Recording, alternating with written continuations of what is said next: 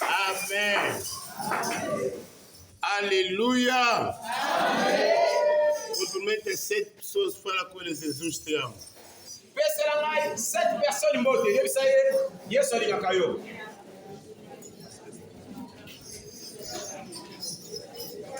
Vous mettez 7 choses.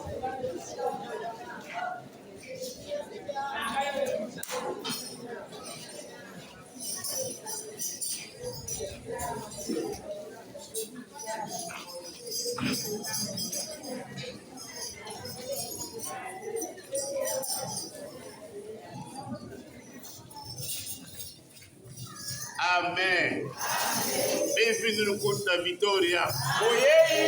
Na kiti ya victoire. Onde o Senhor está vivo. Wapi star kora sana bomoi. Vivo para salvar. Bomoi pona kobikisa. Vivo para curar. Bomoi pona kobikisa. Vivo para batizar. Bomoi pona kobatiser. Vivo para transformar. Bomoi pona ko transformer. Na esperança. Na elikia.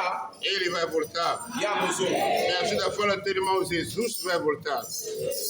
Ebisande kona yo sa kozonga. Não, ele fala com ele, Jesus vai voltar. Amém. Então, quem acredita que Cristo vai voltar, bate palma com os peitos.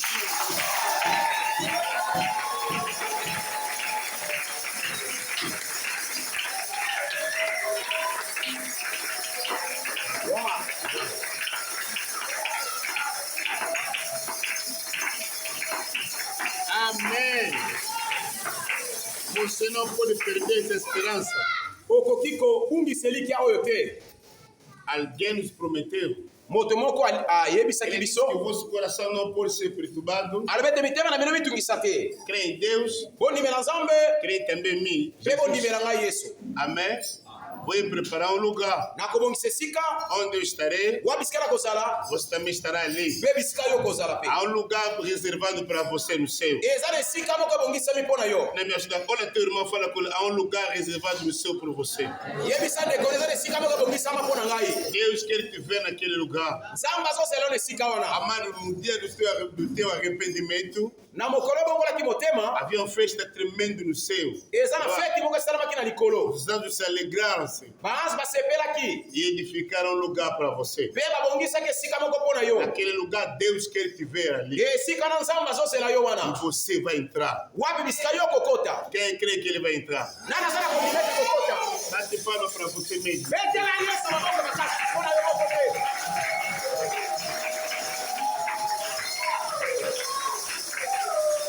Abra sua Bíblia Bongola Biblia na yo. no livro de Mateus, Na mokanda ya Matthieu.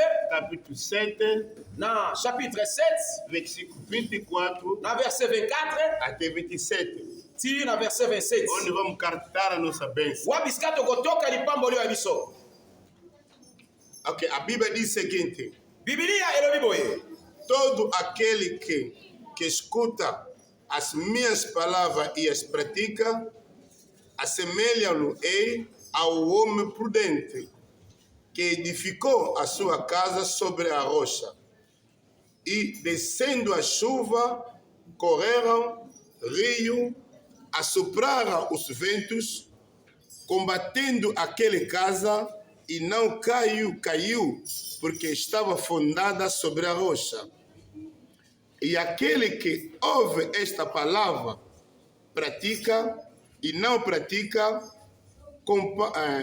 compara-lo-ei ao homem insensato, que edificou sua casa sobre a areia, e descendo a chuva, vieram os rios, assopraram os ventos, combatendo aquela casa, e caiu, e foi grande a sua queda.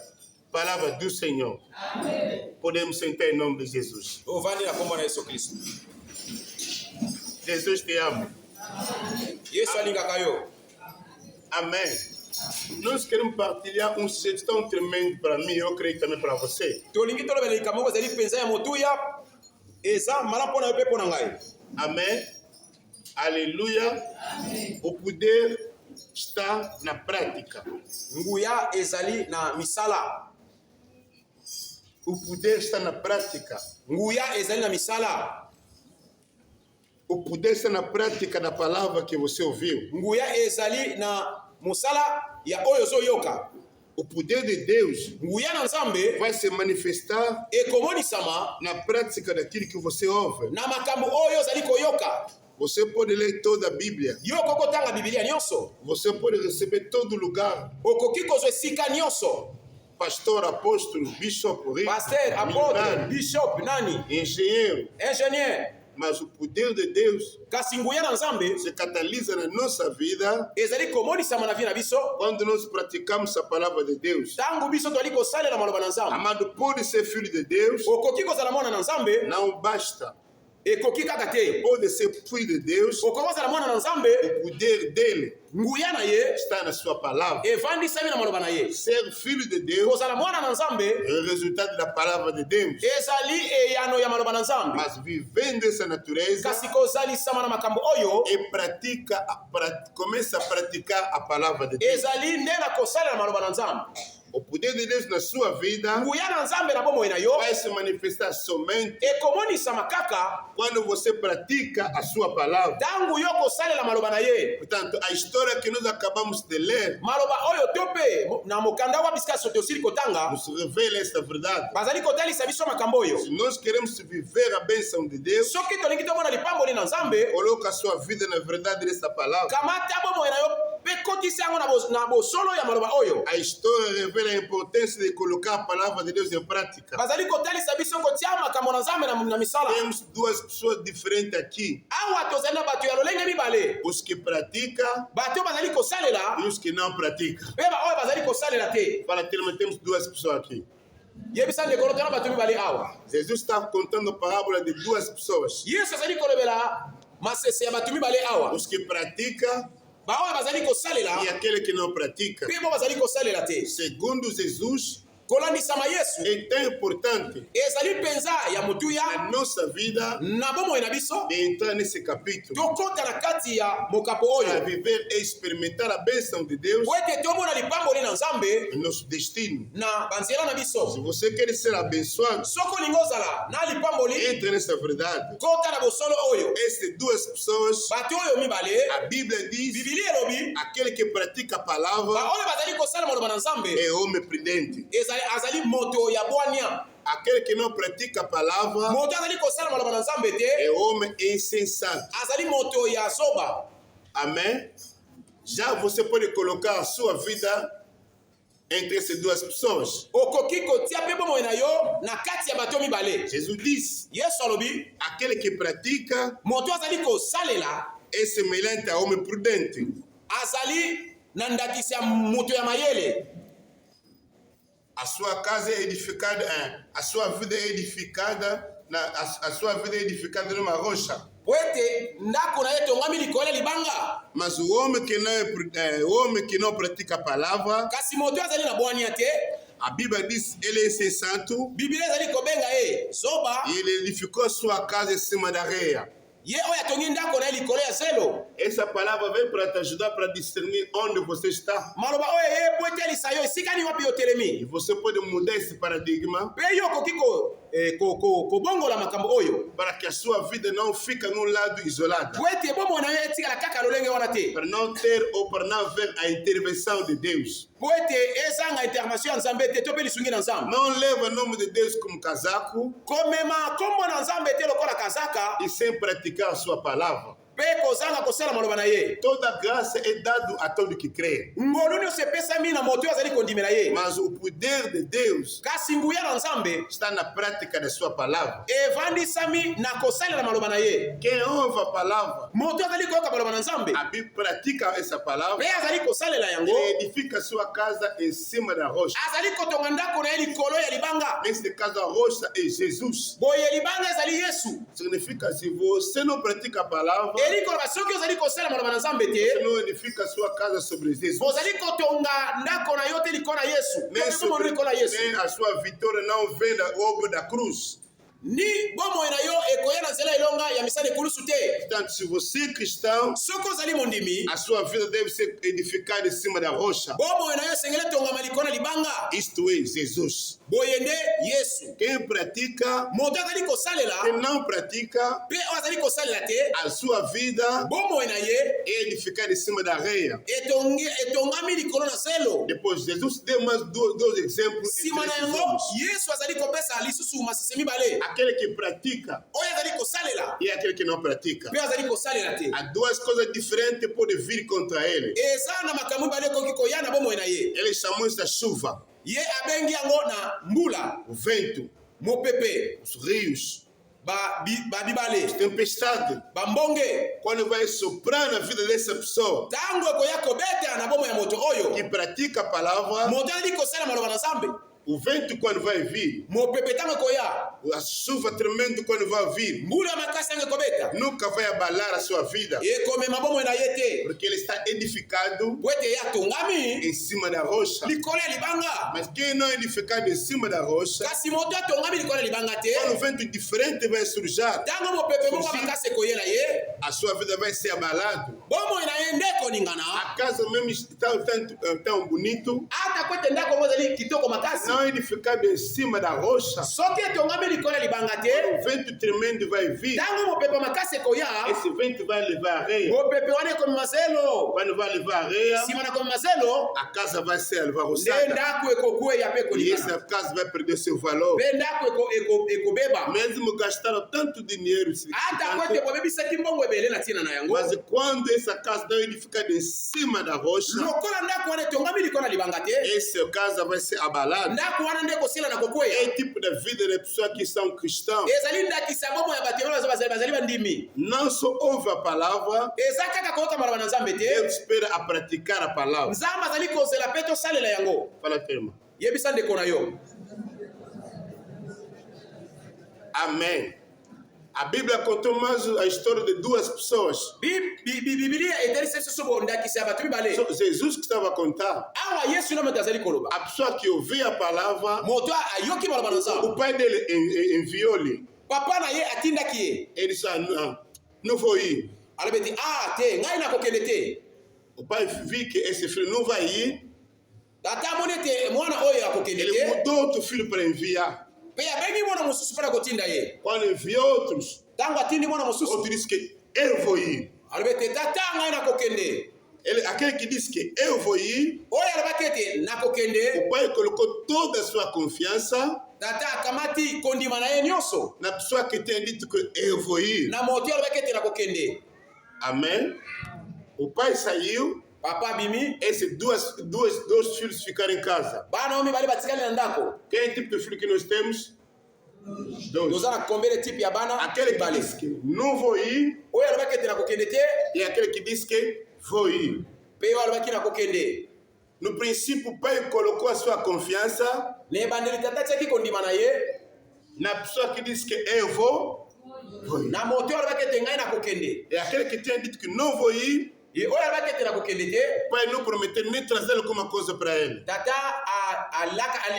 aprometaki eloko te. Amado, quando o pai foi, Tango tata oyo abimi, aquele que tinha dito que vou ir, mwana oyo alobaki ete nakokende, ele não foi. akete Ficou sempre em casa. atikali na ndako. Aquele que tinha dito que não vou ir, Oyo alobaki ete nakokende te, ele foi, ye akei ele fez. mpe asali. Quando o pai voltou, Tango papa azongi, para perguntar àquele que tem dito que vou ir, mpona kotuna oyo alobaki ete nakokende, ele disse que não fez. alobi ete nasali te. Aquele que disse que não vou ir, Mpe alobaki ete nakokende Ele te, fez. ye asali. o pai amou aquele que não tinha aceitado. Papa alingaki to mpe asepelaki na makasi na moto alobaki na mwana alobaki ete nakokende te. Significa, Boye elingi koloba, Deus ama, Nzambe alingaka, Deus derrama, Nzambe asopaka, Deus abençoa, Nzambe apambolaka, Deus se manifesta Nzambe amonisaka na vida da pessoa na bomo ya moto que ouve oyo azali koyoka e que pratica. mpe moto ali kosalela. Fala, terma, se você vai praticar, Deus vai te amar bastante. Yebisa ndeko no soki okosalela okopambolama. Me ajuda, fala ele de novo. Yebisa ndeko no soki osala maloba na Nzambe okopambolama. Quem crê nessa palavra? Ok. O poder de Deus Nguya na Nzambe está na sua palavra. evandi na maloba na ye. Quando Deus disse uma coisa, Soki Nzambe alobi eloko moko, contém todo o poder de Deus. eza na nguya nyonso ya Nzambe. Agora, Isso manifestará na vida de uma outra pessoa boye ekomonisama na bomoi ya moto mosusu quando ele pratica. soki moto anasaleli. Quando a Bíblia disse faz, Soki bibilo bisala automaticamente faz. eliko bete sala penza. Porque quando você vai fazer, Po ete tango kosala você vai libertar o poder de Deus na sua vida, yo komisango ya na nzambe na bomoi na yo, na sua casa, na ndako na yo, no teu destino, mpe na banzela na yo, é tudo que você quer. mpe na maso oyo olingi. Se você quer ver Deus no teu lado, Soko olingi omona nzambe pene na yo, o segredo é esse. bosenga nde ezali wana. Não só ouve Koyoka kaka te e sem praticar, sa oyo bana kosalela, mas ouve kasi yoka para praticar. mpona kosalela. Toda a dificuldade dos cristãos Difficulté nyonso ya bakretien está na falta de praticar sua palavra. ezali kozanga kosala maloba na ye. O mundo não é maior do que nós. Mokili ezali monene te koleka biso. Aliás, a Bíblia diz: aquele que está em nós Kutu bibili elobi ete oyo aza kati na biso é maior do que está no mundo. aleki oyo azali na mokili na nguya. Que de todo que o mundo, a beleza, Elingi olobi ete mokili nyonso mpe kitoko na yango eles vivem na prática da palavra que eles ouvem. bavandisami na maloba oyo bango bayokaka. Quem está aqui? Mas quem quer receber o segredo? Amém? Toda pessoa que você veja no mundo grande, Moto nyonso omonaka na mokili azali moto monene, ele praticou uma palavra. asalelaki eloko moko.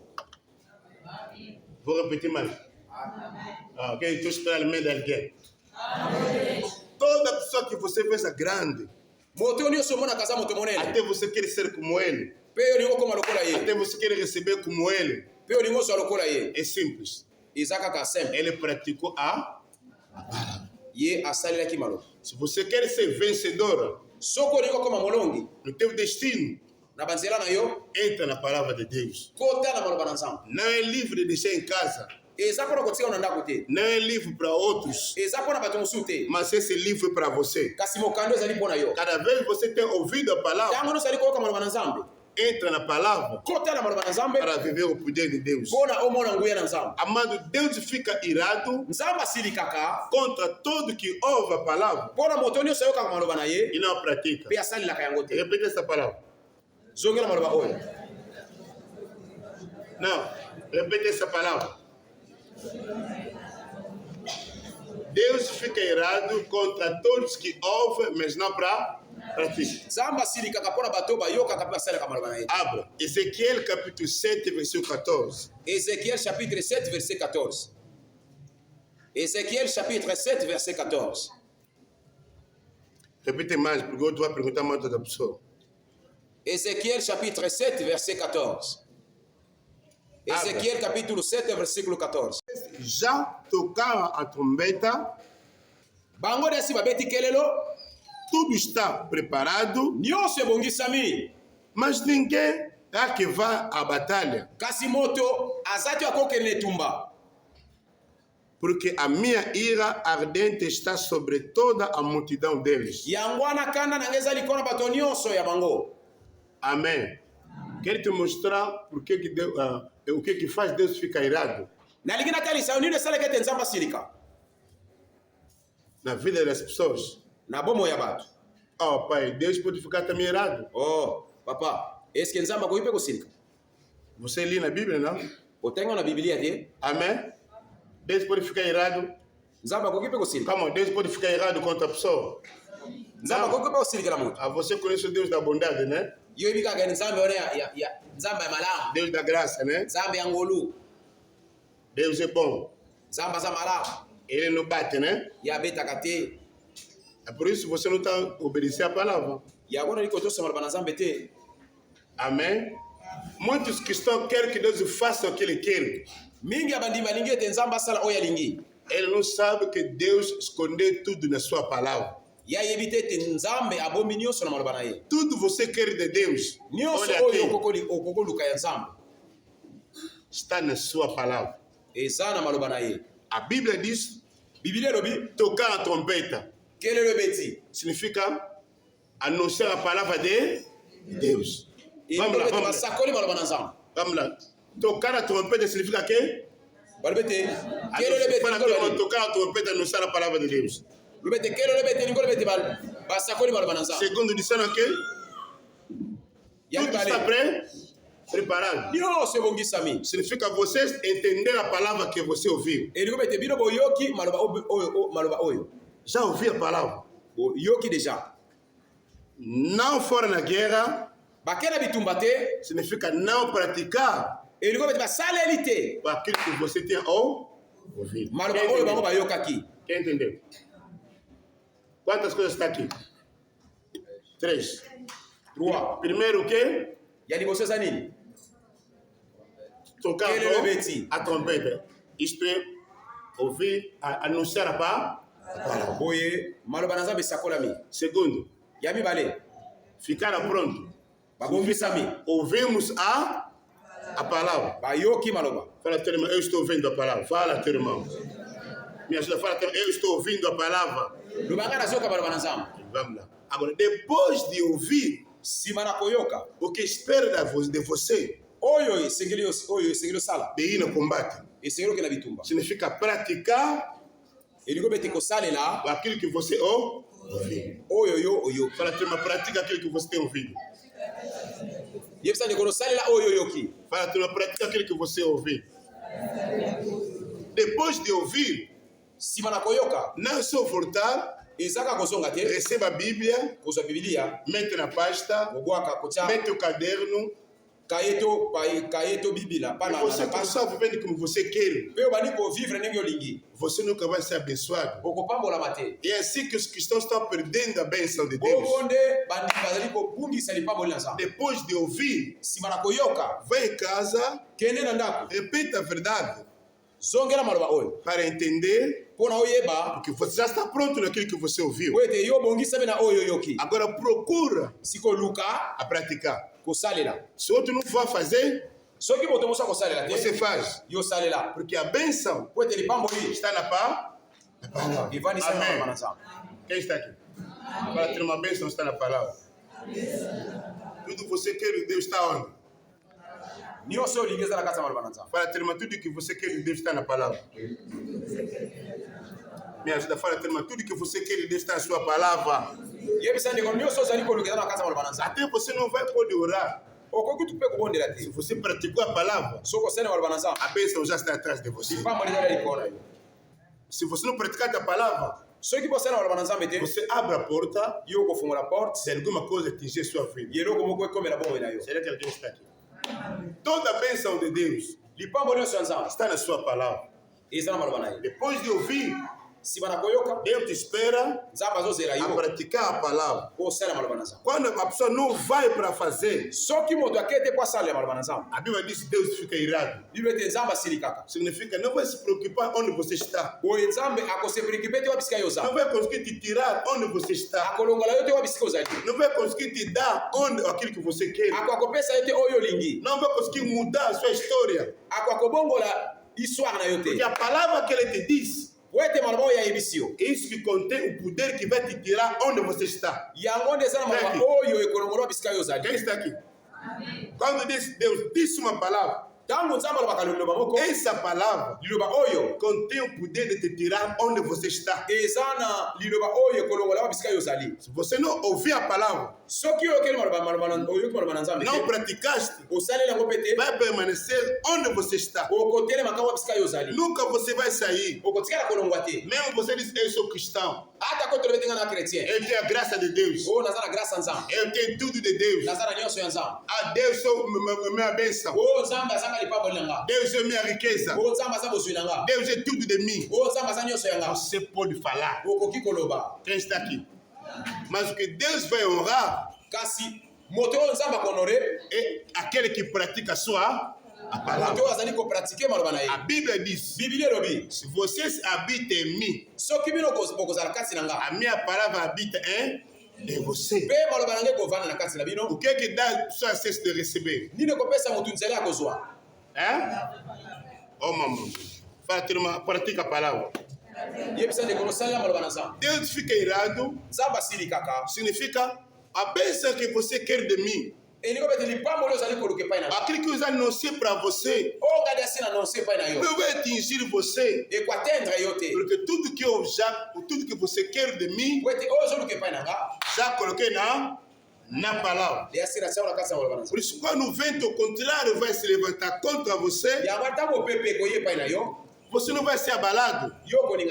Fala, teu irmão nunca vai ser abalado. Quando você pratica a palavra, não fica de falar tudo de Deus é meu, é teu. Fala, teu irmão, tudo de Deus é meu.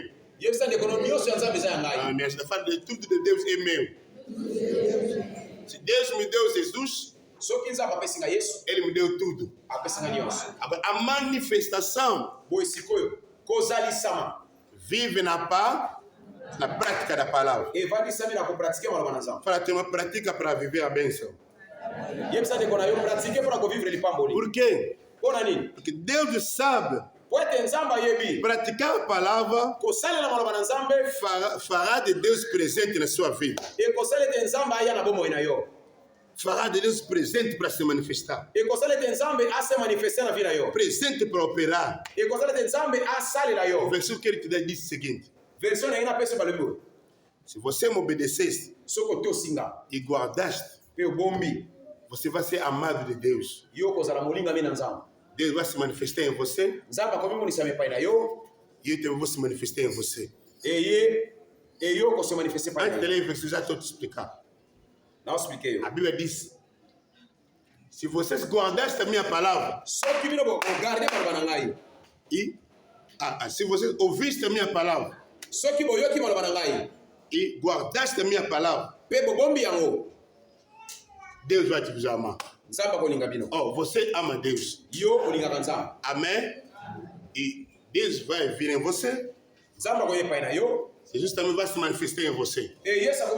João capítulo 14, versículo 21. Verset 21. Jean chapitre 14, verset 21.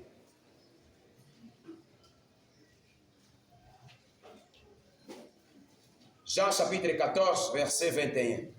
Quem já abre, fala amém. O que a Bíblia diz? Aquele que tem os meus mandamentos e guarda esse, o que me ama. Esse que me ama. Aquele que me ama será amado do meu Pai. Eu o amarei e me manifestarei a ele. Quem viu? Quem viu? A Bíblia disse que é primeiro. Aquele que tem o meu mandamento. Esse mandamento é a palavra que você está ouvindo. Segundo, que guardas, esse me ama. Aquele que guarda significa aquele que pratica. Amém? Quando fala aquele que guarda, não fala aquele que pratica a palavra que ele ouviu. Aquele que você ouve, o mandamento da Bíblia, a palavra de Deus, depois de ouvir, Deus espera uma coisa em você. É para praticar. Quando você trabalha na prática da palavra, Deus vai te amar. A Bíblia diz quando Deus vai te amar. Vamos lá, quando Deus vai te amar? Quando Deus vai te amar? Quando eu estou a praticar a palavra. Amém? E ele vai fazer o quê? Vai se manifestar em você. Meus irmãos em Cristo, não só vir na igreja, não só falar sou cristão, permite que tudo de Deus se manifeste em você. Não. É mentira. Tudo de Deus é teu, mas está ligado na prática da palavra. O que a Bíblia diz? Quando o vento vai vir, quem não pratica vai ser abalado. Significa não vai ser fundada na rocha. Não vai ser fundada na rocha. Todo vento vai surgir contra ele. Vai ser abalado. il va se recourir. pe akozonga Nós temos cristãos na yango biso tona bandimi que gritam, eu sou filho de Deus. oyo ezali koyoka tingana za mwana na nzambe Mas quando levanta um problema, kasi soki likambo kweli ye ele não quer praticar a palavra, ye ali kosala malaba na nzambe te mas ele quer praticar o que ele quer. ye ali kosalela oyo alingi Daí você vai ficar abalado. boye nde yo kokweya Quem está aqui?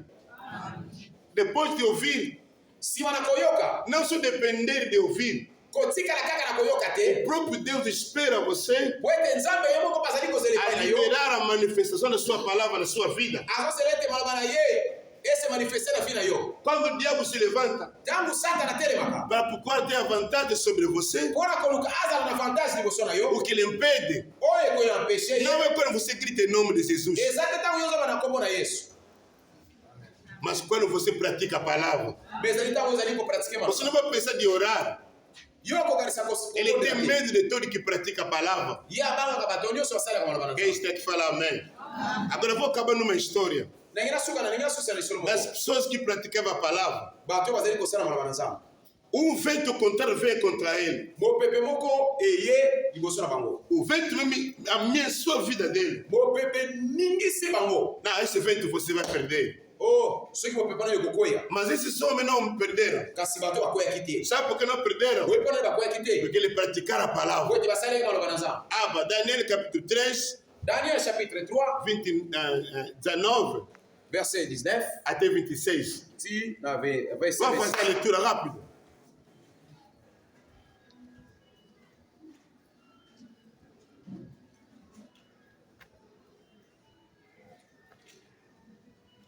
Quem está aqui fala amém?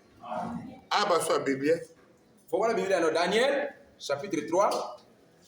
Estão contando a história de uma estátua que Nebuchadnezzar tinha levantado no seu país. Bazali kotel sese eke komo kon oyo Nabucodonosor atelemisaki na mboka na ye. E chamou todo mundo para prosternar perante essa estátua. Pe abengi bato nyonso bangumbama liboso ekeko wana. Quem não vai ser prosternado vai ser lançado no fogo. A história é Moto isso. akolinga te akobwakama na moto. Você já sabe a história, pois? Oyebi nde lisolo yango.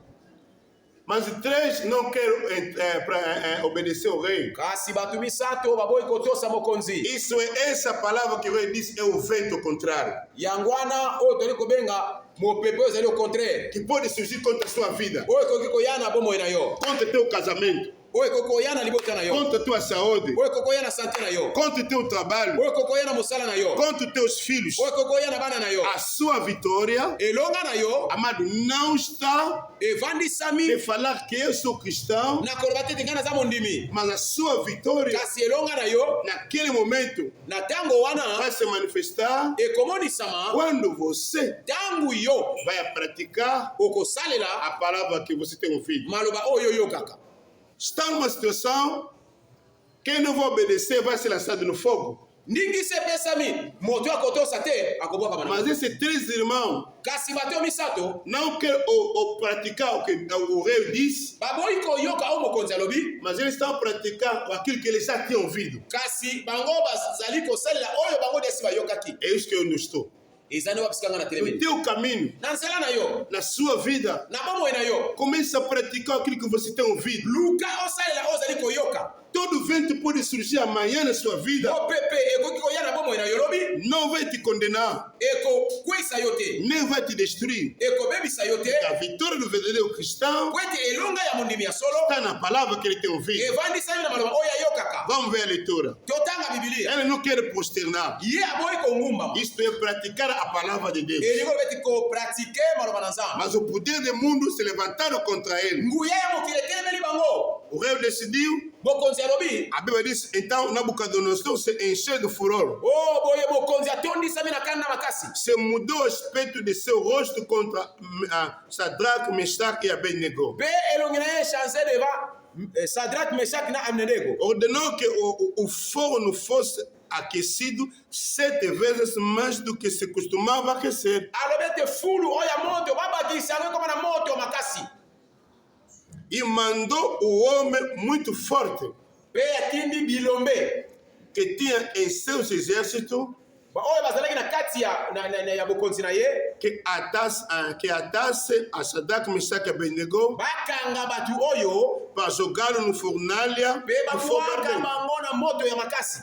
Então, este homem fora atacado com seus amantes. pe batu oyo bakangaki bango Com seus amantes na batu na e ye as suas meias bakangaki bango na babilamba na bango e os seus turbantes pe na biloko na bango nyonso e as suas vestes pe nyonso ya bango bilamba na foram bango lançados dentro da fornalha babwakami na moto oyo na babwakami na libulu ya moto e porque a palavra do rei era urgente. po ete maloba na nzambe ezalaki maloba ya mokonzi ezalaki na lombango A fornalha estava sobre maneira aquecida. moto wana ezalaki mpenza ya monene pe ya makasi A chama de fogo matou aqueles que tinham levado o Shadraque, Mesaque e Abednego. chaleur wana Já viu você? etumbi kutu na bato oyo banda komema bango na moto Os que lançaram no fogo não foi queimado, mas aquele que foram lançados são os que foi queimado. Você já baoyo viu? bazali komema bango na moto bakufi te baoyo nde bakangaki bango bakeletia bango na moto bango nde bazikaki Estes 13 homens, aleluia. bato oyo misato Shadraque, Mesaque e Abednego Sadrak Meshak mpe Abednego caíram atados dentro do fornalha de fogo, babwakami na libulu ya moto libertados do sobrenatural de Deus, aleluia. mpe babikisami na nguya na nzambe O rei ficou assombrado. o mpe mokonzi abangaki mingi Então o rei Nabucodonosor ficou espantado, kasi nde mokonzi Nabukodonozori abangaki mpe akamwe se levantou às pressas atelemi na lombango e falou dizendo que atelemi mpe alobi aos seus conselheiros: alobi na bandeko na ye não lançamos nos 13 homens atados dentro do fogo? tobwakaki bato misato te na moto E estes responderam bango balobi e boye disseram ao rei: balobi na mokonzi é verdade, eza ó ya rei. solo o mokonzi Respondeu a ele e disse: bango bazongiseli mokonzi boye e eis que eu vejo 4 homens soltos alobi ete ngai nazali komona bato mine na kati ya moto que passeiam no meio de fogo. mpe bazali kotambola na nzinga ya moto Nenhum dano a neles, eza na likama moko te epai na bango e parecer de 4 é semelhante ao filho do homem. mpe oyo ya mine azali komonisama lokola mwana na mpate na nzambe Uau, amém. Se você pratica a palavra, soki osalelaka maloba na nzambe onde você está, wapi bisika ozali o filho do homem está ali. mwana na nzambe aza wana Eu pensei que todo mundo vai ngai gritar. nakanisaki Amém. moto moko akokokanga Veja como Deus fica irado. tala makambo nzambe asilikelaka Filho de Deus, mwana na nzambe vencido. Vencido, oyo alongi bazolonga ye, mwana nzambe oyo azolonga oyo bazolonga ye destruído, oyo azali détruit porque ele não pratica a palavra. po ye kutu asalelaka maloba na E nzambe Deus fica irado, nzambe atombokaka porque as coisas da sua vida não estão dando certo. mpona nini makambo bomoi ezosimba te Você é cabeça, não é a cauda. yo ozali moto oza mokila te Você é o primeiro, não é o último. ozali moto ya liboso kasi ya Você suka é filho te da luz, não é das ozali trevas. moto ya pole kasi ya moto ya Você molili está te com Jesus dentro de você. oza na kati na yesu Mas quando você chega perante numa fornalha de fogo, kasi ntango yo okutanaka na libulu ya moto você perde a sua vida. yo obungisaka Não bomoi quer praticar a palavra oboyi kosala maloba na nzambe pela sua decisão própria. mpo na desizio na yo moko O propre que vai acontecer? oyo ekosalema O fogo moto vai te queimar. ekotumba yo Quem está aqui? nani azali awa Então Nabucodonosor se aproximou nabukodonozori apusani da porta da fornalha de fogo ardente, liboso ya porte ya moto falando, dizendo: na koloba boye Shadraque, sadrak Mesaque, mesak Abednego, abednego servo de Deus vivo. o basali ya nzambe ya bomoi O fogo bomoi elekani na moto te não pode ser qualificado para conhecer que ele está com Deus. ekoki kobongisama te mpona koyeba ete ye azotambola na nzambe I'm back this way. A vida que não passa de fogo bomoi oyo elekani na moto te não pode ser qualificado, ele está com Deus. ekoki kobongisama te mpona koyeba ete moto aza na nzambe Se você está com Deus, soki yo oza na nzambe Jesus diz: o vento, yesu alobi mopepe chuva, mbula vai vir contra você. ekoya epai na yo Mas aquele que pratica a palavra, kasi moto azali kosala maloba na nzambe irmão Manuel, aquele que pratica a palavra, ndeko manuel ndeko azali kosala maloba na nzambe quando o vento vem, soki mopepe ye a chuva vem, mbula mpe komi a tempestade contrária vem contra ele, mopepe mpe ekomeli ye nunca vai ser abalado. akokweya te mpe O akoningana contrário te é o tempo que o mundo vai conhecer o Deus que está em você. eza nde ntango mokili koyeba ete ye aza na nzambe O Deus que está em você nzambe aza na yo não é conhecido quando você fala: eu estou com Deus, ayebanaka te ndenge olobaka ete nzambe aza na ngai eu estou cristão, o ngai naza chrétien eu tenho ido na o igreja, ngai nakendaka eglise ou eu sou o pastor, ngai naza paster Eu sou diabo. o nga naza diacre, Eu sou cantor. o nga naza moyembi, Eu sou. nga naza A sua vida bomoi na yo é aprovado. ezali koleka de preuve Amém? Para testificar quem está com você. mpona koyeba ete nani aza lisanga na yo. Por isso Deus fica irado. Yango na nzambe asili kaka A pessoa ouve a trompeta. moto ayoki kelelo Ficou pronto. abongisami Fica entendendo. mpe acomprendre Je respondais na oração. sengela répondre à Ele prière respondeu na oração. ya répondre à prière Oh Deus. o nzambe Oh Deus. o nzambe Oh Deus. o nzambe Oh Deus. o tata Depois de sair, nsima na kobima tudo que ele tinha ouvido nyonso yayokaki ebwakami nango foi esquecido. mpe abosani Ele yango espera Deus azozela lisusu de nzambe falar mais outra coisa. aloba si eloko mosusu. A igreja Église é lugar de receber ezali esika ya kozwa aquilo que você vai praticar. oyo yo kosalela Fala, teu irmão. yebisa ndeko na yo église ezali esika ya kozwa oyo yo kosalela. Não, fala mais a teu irmão. yebisa ndeko na yo église ezali esika oyo ya kozwa oyo yo kosalela. Não, fala mais a teu irmão. Não, fala mais a teu irmão. Será que você entendeu? Amém? Depois de ouvir, nsima koyoka de escrever, ya kokoma significa que você já está pronto. ebi kolobete yo deja obongisami Se você não vai praticar, soki okosalela te depois volta a Deus. nsima okozwaka so epai na nzambe. Deus me dá. o nzambe Deus me pesanga faz isso. o nkolo osalela ngai Ué, o que ele está esperando de mim? oyo alingi nini mutu Deus oyo não é mágico. Amém?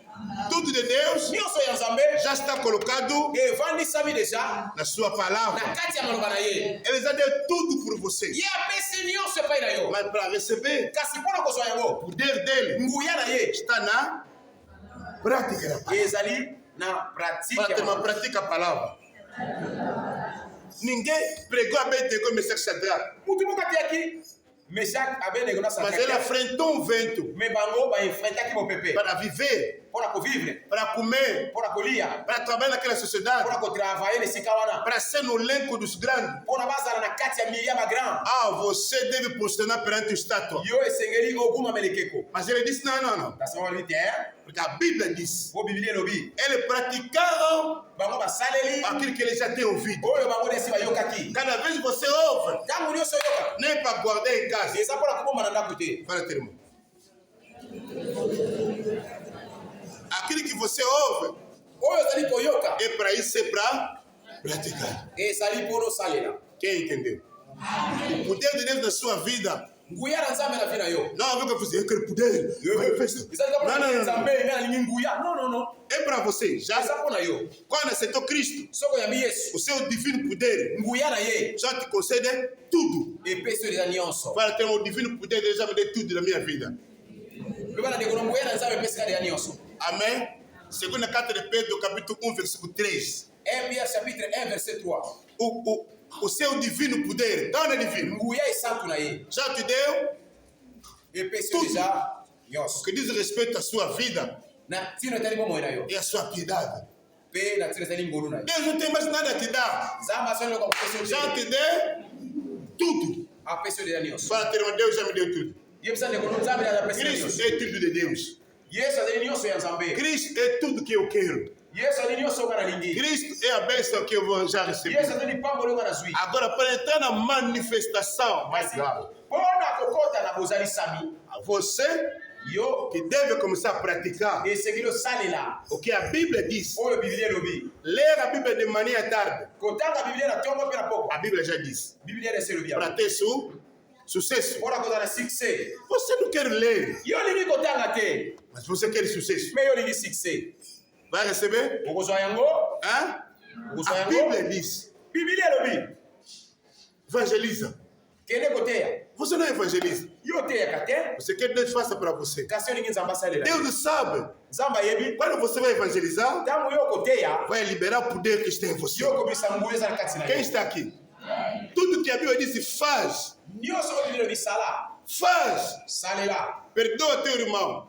limbisa ndeko na yo Perdoa, amado. limbisa Se ndeko você não quer perdoar, soki olimbisi te guardar a ira no teu coração. obombi kanda na motema na yo Amado, ndeko na nga mesmo Jesus O poder de Deus não se manifestará. Aquilo que você guardou vai guardar todo o poder que Deus quer para você. Será que alguém está aqui? Para ter o poder, já está na sua palavra. Quem quer viver o poder de Deus? Não, quem quer viver o poder de Deus? Quem pode receber o poder de Deus? A pregação que vai me dar poder. Um poder para o pastor americano e europeu vai te dar poder. O poder está onde? Se você ouviste, procura de dia, de semana, praticar a palavra. Porque o poder está na palavra. Abednego, Mesaque e Sadraque impactar aquela geração, impactar aquele governo, e ele praticar a palavra. Ninguém viu, mas Deus sabia. Eles estão a praticar a minha palavra. O que o diabo quer para ele, eu vou confundir.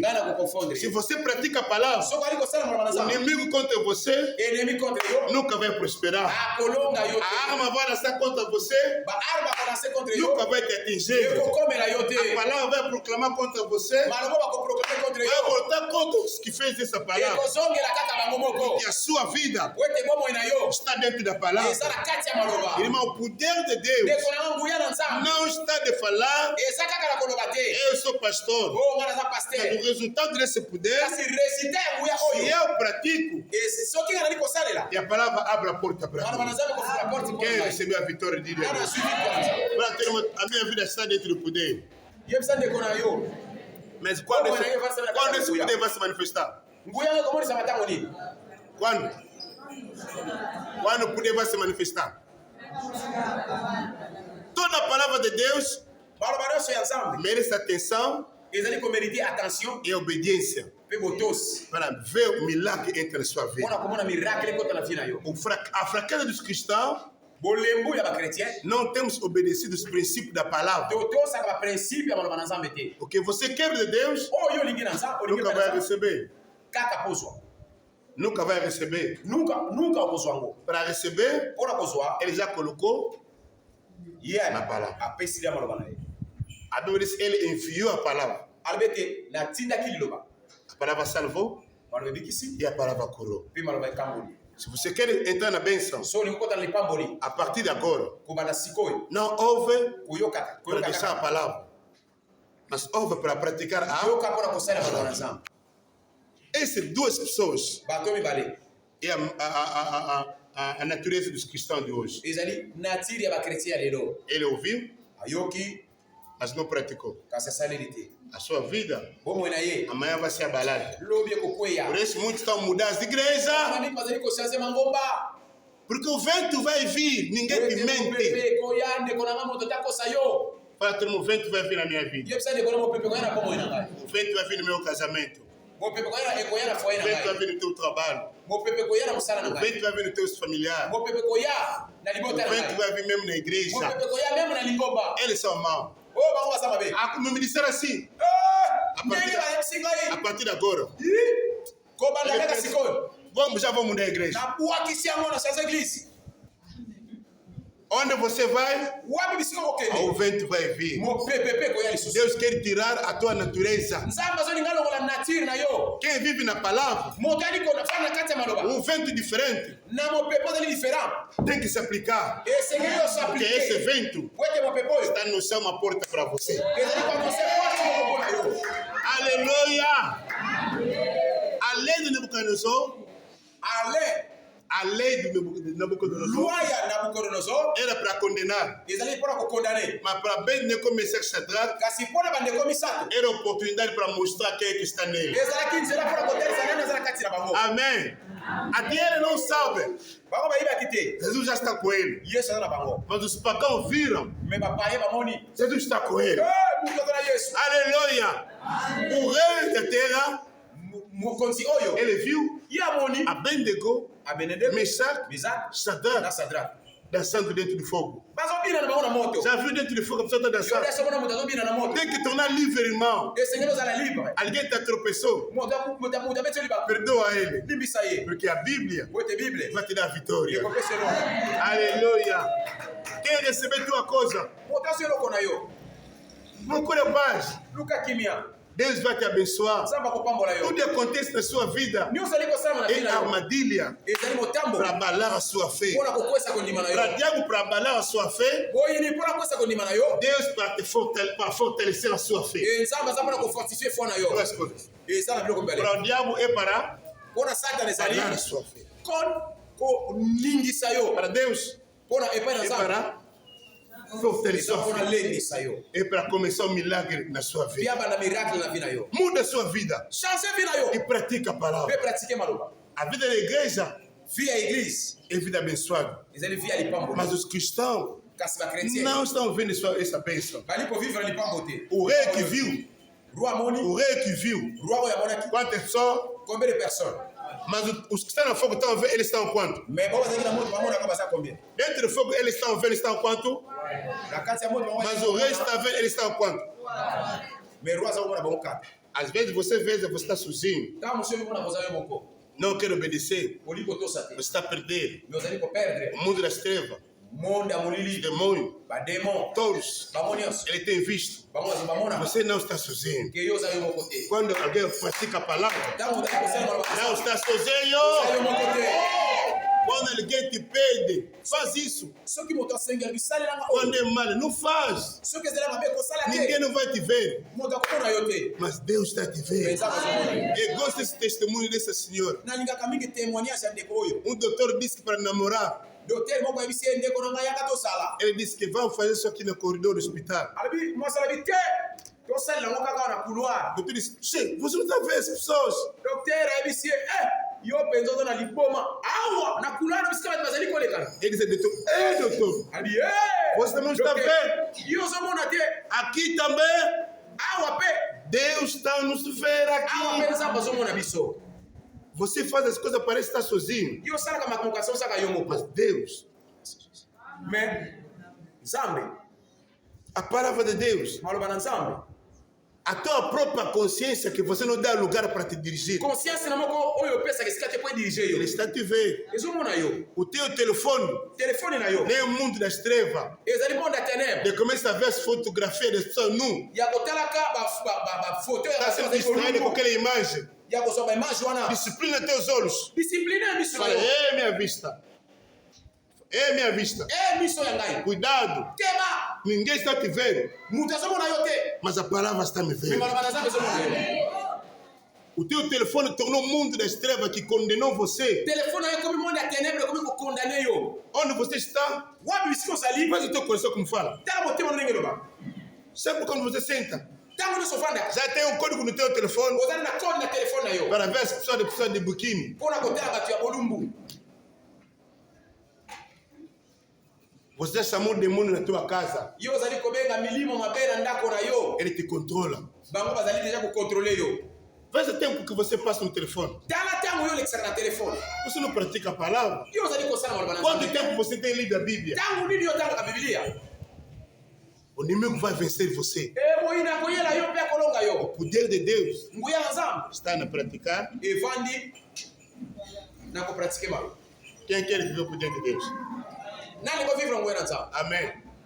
Quem quer viver o poder de Deus? Levanta onde está. telema bisikizwa mio